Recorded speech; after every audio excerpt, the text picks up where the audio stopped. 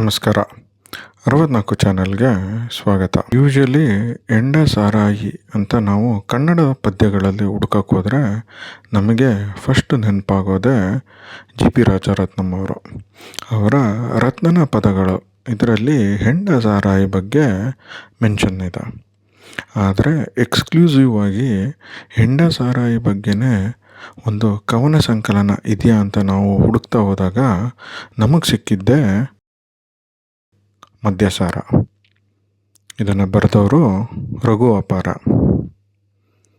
ಯಾರು ಕೇಳುವರು ನಿಮ್ಮ ಕೊಂಕು, ಸಿಕ್ಕಿರುವಾಗ ಸ್ವರ್ಗದ ಲಿಂಕು. ಇದು ಈ ಪುಸ್ತಕದ ಟ್ಯಾಗ್ಲೈನು. ಈ ಪುಸ್ತಕ 3 ಭಾಗ ಆಗಿ ಸ್ಪ್ಲಿಟ್ ಆಗಿದೆ. ಮೊದಲನೇದು 30, ಎರಡನೇ ಭಾಗ 60, ಮೂರನೇ ಭಾಗ 90.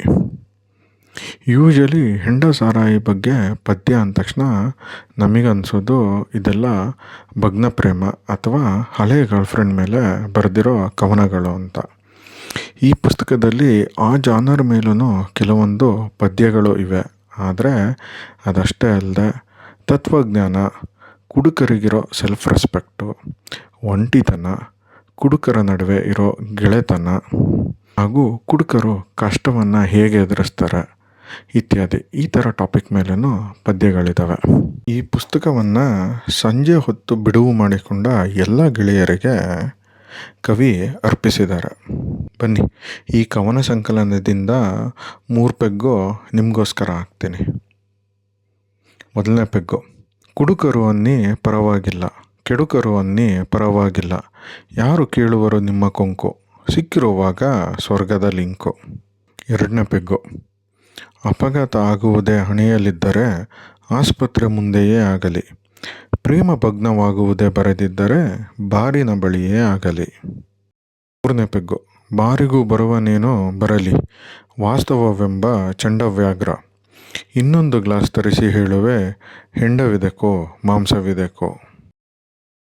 ಕಡೆಯದಾಗಿ ಒಂದು ಬಾಟಮ್ಸ್ ಅಪ್ಪು: ಇಲ್ಲದ್ದು ಮರೆಯೋಣ, ಇದ್ದದ್ದು ತೆರೆಯೋಣ, ಬೇಂದ್ರೇನು ಕರೆಯೋಣ, ಕುಡಿಯೋಣ ಬಾರ ಕುಡಿಯೋಣ.